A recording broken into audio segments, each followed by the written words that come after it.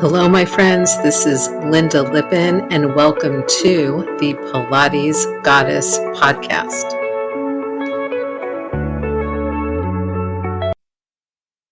Hello, everybody, and welcome back to the Pilates Goddess podcast. This is Lynda, and while I am recording this podcast before Labor Day weekend, you are listening to this podcast after Labor Day, so we are now solidly in the fall. It may still be 90 degrees out where you are, but school has started and we are ready to go. And this means that a lot more people are thinking about exercising. For some reason, I've noticed this over the course of my time teaching Pilates. Season changes are the times when people really think about changing up what they're doing and adding or subtracting or whatever that is. And today we're touching base on the topic of why I am such a fan of really basic exercises, and why basic exercises are really some of the most important. So I've had a lot of clients who really dislike doing the basic exercises in general. If we're in the gym or doing, strength training, they really don't want to just do squats or just do bicep curls or just do something else. They want, things that are fun and interesting and exciting and on BOSUs and involve balancing and all kinds of stuff. If we're in the Pilates studio, those are clients who get on the reformer and don't always want to do footwork, don't always want to do kind of the basic exercises there, but really want to move into the kind of flashy, awesome, more complex movements. And while I'm a fan of the complex movements, what I also realize is that there's a whole lot of folks out there, including myself, who like to kind of move into the advanced movements and the more complex choreographically movements before our bodies are actually ready to go there. And sometimes it can be very detrimental because sometimes you build the basic strength to get into a more complex and interesting exercise. And then you stop doing the basic work and only focus on that more complex work. And that basic strength goes away. And this does happen. This is an actual fact. And that is why, if you have ever seen a list of the Pilates exercises broken down into beginning, intermediate, and advanced, obviously, if you teach, you've seen this, right? Because you got that in your training, and that's how you learn to kind of layer things in and move your clients through. But if you're a client, you may never have seen that. So there's a few available online. I'm going to post some links so that you can have a look if you're interested. The links will be in the show notes. And if you look at the exercises, you'll notice that a lot of the basic exercises stay in the series, whether you're doing basic, beginning, intermediate, or advanced or super advanced. What happens is you get more exercises added into the program that kind of build on those basics, right? What happens is you're expected to move a little faster and with a little more precision and a little more control because you now know the basics and you do them, relatively quickly. And then you can move into the kind of more advanced, choreographically challenging forms of things. So it's the basic exercises that really stay the whole time. And if you say, look at weight training, if you look at powerlifting, if you look at Olympic lifting, it's all the basic lifts that you see people doing. They're doing a deadlift, they're doing a clean and press, they're doing a clean, they're doing a squat. Um, it's the basic work that keeps us strong. It's the basic work that keeps us functional. And it's the basic work that gives us that kind of base of strength and mobility and control and balance that then allows us to do more complex and more challenging movements. So there's a lot of, I've had a lot of clients who always want to change it up, and they're always working with trainers and teachers who allow them to change it up, right? Because you as a teacher, if you're teaching Pilates or teaching people in the gym, we have the option of saying to our clients, no, no. Today, we're not going to change it up. Today, we're going to go through some of the same basic exercises because I want you to see how much stronger you are. And then we can move to some other stuff. So remember that for your own body, as well as, if you're teaching and working with other people's bodies, you need a metric, you need a base, and you need to be able to watch your progression of strength. And if you're always doing something different, and if you're always changing it up, and if you're always playing with, balance options and weight options, you don't have that metric. I talked about this a little bit in the episode I did at the very beginning of this podcast on muscle confusion and how muscle confusion isn't a thing, it's brain confusion. That's a thing, and that's not always good. But our bodies move in similar patterns all the time, and that's not by accident. And while we do want to train our bodies a little bit to move in different patterns, we also need to strengthen our bodies to move in the basic patterns that we use in our day-to-day lives. And so let's think a little bit about what those patterns are that we use in our day-to-day lives. One of the things that we do often is we sit down and stand up. And even if you don't think you do it that often, even if you, work a desk job, or you're, retired and sitting a lot, or you're injured and sitting a lot, the fact is that you're still doing it when you get up to go to the bathroom. You're still doing it when you get out of bed. You're still doing it when you move to a different chair in your house. You're still doing it when you are getting in and out of the car, when you're getting in and out of an airplane or public transportation. So, sitting and standing is kind of an important basic movement, which involves a hip hinge or flexion at the hips, which involves typically the spine staying pretty straight, which also involves some knee bending and some ankle bending. So, there's a little bit going on there in the sitting and standing. In the gym, we call the sitting and standing work squatting. So if your trainer asks you to do squats and you're like, why do I have to do that? It's to literally strengthen you in that ability to sit down and stand back up, which are, crucially important to our lives. Another thing that we tend to do on a relatively regular basis is walk. And usually we end up at some point walking up and down a ramp, or walking up and down stairs, or stepping up onto a car or a bus or an airplane. And so that ability to kind of propel ourselves forward on our feet, to have a moment when we're balancing on one leg, which we do when we walk, to be able to push off of a foot and lift the other foot up off the ground. These are all important skills in walking and in gait.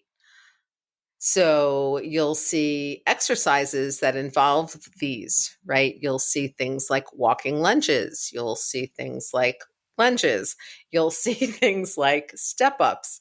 And again, you might look at them and hate them for whatever reason, but understand the function of them is to help you with those basic activities.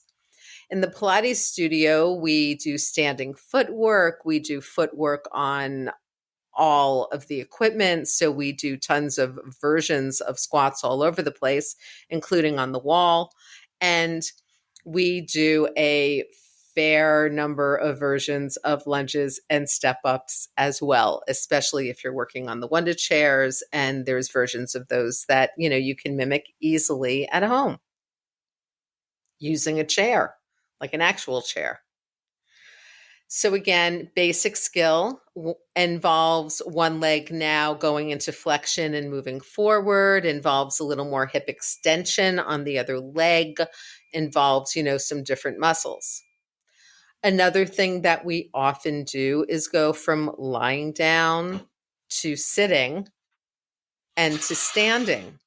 And again, this can involve a little bit of rotation of the spine. We might want to roll to one side and push ourselves up. This can potentially just involve some spinal flexion of us, rolling up to sit.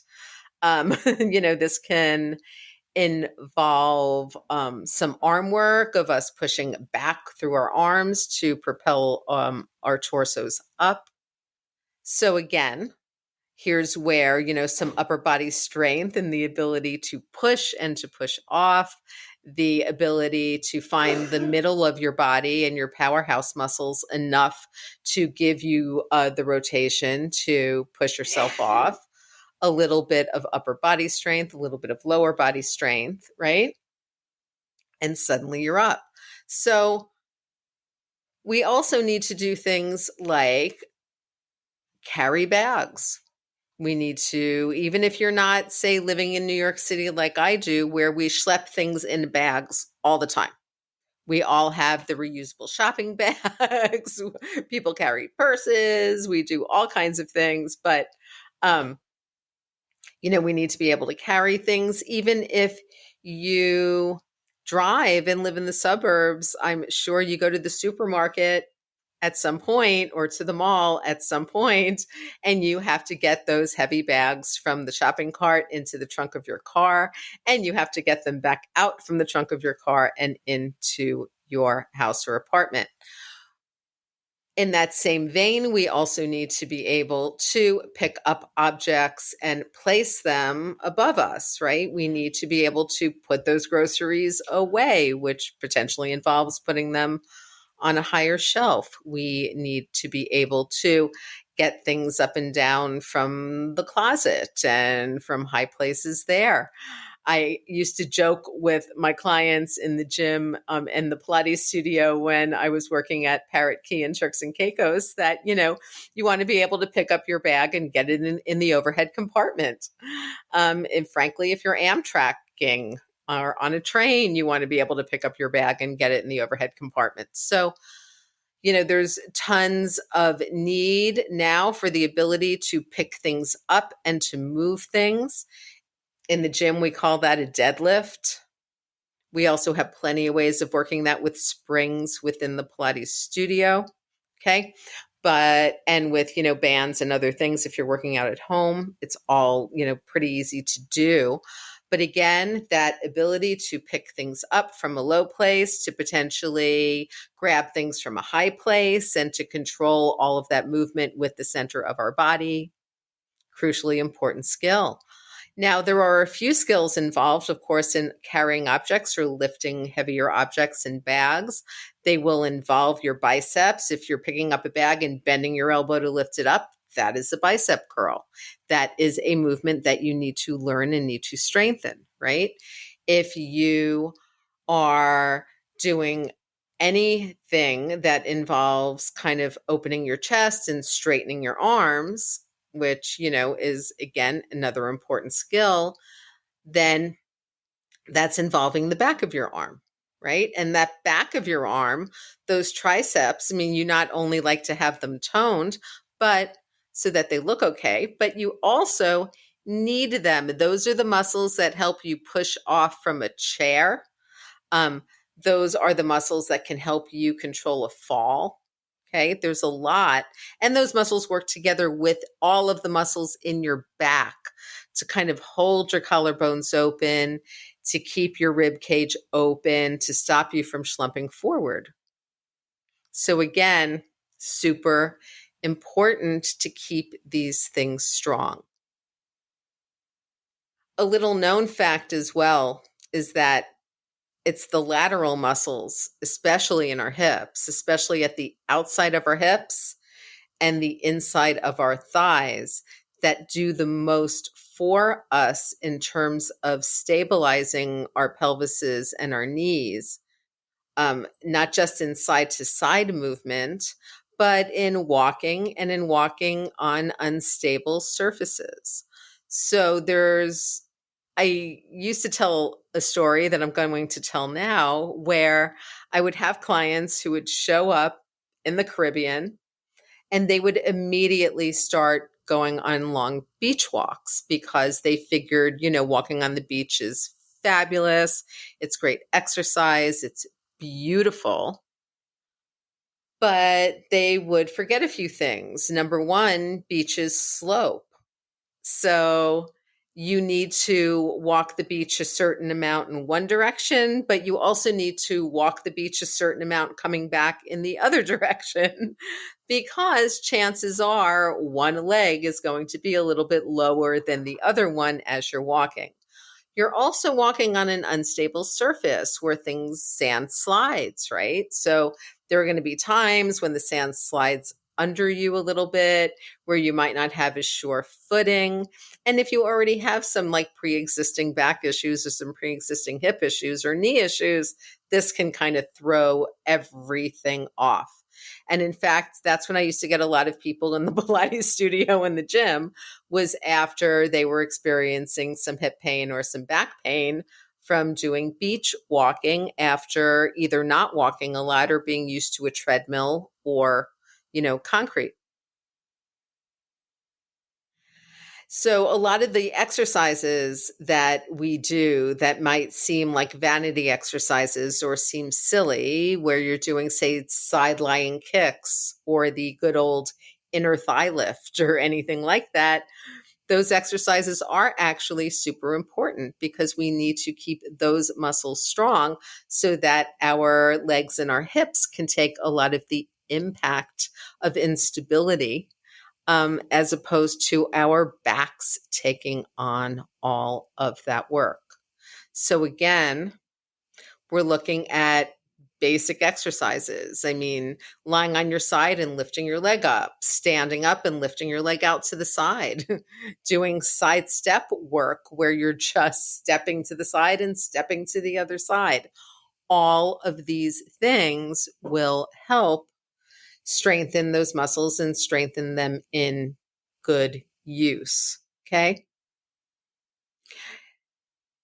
Another thing that we need to be able to do, especially with our upper body, is we need to be able to pull things towards us, i.e., a rowing kind of situation, or grabbing somebody in a hug, or stopping somebody from falling, pulling your dog closer to you when you're on the dog walk, things like that. We also need to be able to push things away from us. We need to be able to push ourselves off the ground. We need to be able to push a heavy door open. I mean, think about the muscles just involved in something like making a bed, especially if, like us, you've got like a Tempur-Pedic mattress that's ridiculously heavy, right? There's a lot of pushing and pulling and all of these things. Again, basic exercises that work on this, right? Seated rows, rowing with springs, rowing with bands, pulling those elbows back, getting that back strong, doing exercises where you're laying on your stomach, exercises where you're on all fours. Push-ups, any version of a push-up where you're bending your elbows and dropping your chest and then pushing yourself back up, which can be done standing, leaning against a wall. I mean, I've talked about this in several episodes prior to this one, but again, basic exercises, basic.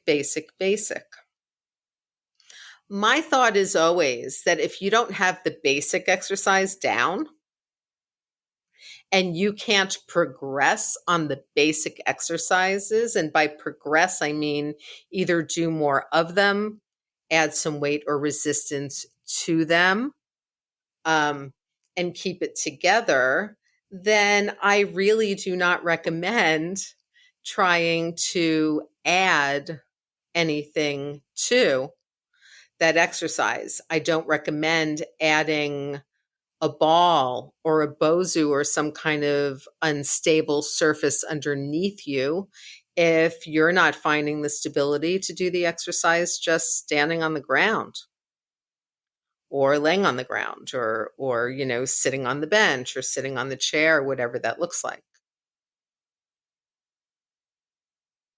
We need, I think, as a culture, to stop overcomplicating everything and just make it simple and basic. And my approach to exercise has changed a lot over the past few years, and it's definitely changed a lot for my own body, because I've realized that if I just focus on the basic, simple exercises and watch my metrics and watch my strength through the simple exercises, the basic exercises, that I function better in life. I'm in less pain. I'm injured less frequently. My balance is better. All of the things that we're really looking to get out of exercise. So if you're listening to this and you're thinking to yourself, I don't approach my own body like this at all, or my trainer doesn't approach my body like this at all. And if you're thinking that you don't really have any metric of kind of where you are in terms of your strength and stability, then I encourage you to get in touch with me. I encourage you to, send me a DM. You can email me, Lynda@LyndaLippin.com, and talk to me about your exercise journey and what you're looking to get out of it in your own body. If you happen to be a Pilates teacher or personal trainer and you really want to hone in on those basics for yourself and your clients, also get in touch with me. And then we can talk about, ways that you can incorporate more basic exercise into your life to help you feel and function better and make everything a little bit easier to do. And we can also talk about the ways that I can help you do that, because I have a number of ways of helping you do that. And some of them are private sessions with me online. Some of them are classes with me online. And some of them are kind of pre-designed programs that will give you the education on your own time schedule, and might throw in a couple of privates and classes so that you can get my eye on you and a little bit of my feedback into your movement. So I hope you found this helpful. I mean, realistically, there are only like 8 to 10 basic movements that the body does, and we do them in different relationships to gravity, and we do them holding weights or not holding weights, and we can, do them standing on unstable objects or sitting on unstable objects, or however we want to go. But the body can only do a certain number of things. And it's those things that we really want to focus on. Okay. Everything else is kind of candy after that, which means that it's not necessarily bad, and it's not necessarily bad taken in moderation. But if you're not getting in all the fat, protein, and carb that you need in a healthy way, then you don't need to be worrying about all the sugar. Okay. And the dessert. And that's kind of what I'm telling you about your exercise, that all the kind of fun stuff and the interesting stuff and all of that is dessert. And it's great to have every once in a while, but your basic workouts need to really focus on the basics, especially as we get older. I'll be 56 in a few weeks. So, I'm thinking about those things. So, you guys, I hope you had a fabulous Labor Day. On Thursday's episode is going to be very exciting. It is an interview with Allison Marsh from Pregnancy Pilates Impact. I'm very excited for you guys to hear what she has to say, both about prenatal and postnatal training, but also about money mindset and different structures for a Pilates business. So I will see you then.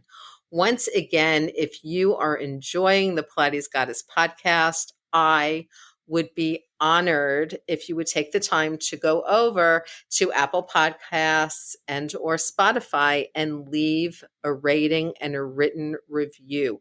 That is really one of the best things you can do for me. It takes very little time. It costs absolutely no money, and it will help spread the word on this podcast. So have a great rest of your day or night, wherever you are. And I will talk to you soon. Bye. Thank you so much for listening to the Pilates Goddess podcast. Music brought to you by Nerd Salad. Please leave a review on Apple Podcasts, especially if you liked it. And please like, share, and subscribe wherever you listen to your podcasts. Thanks.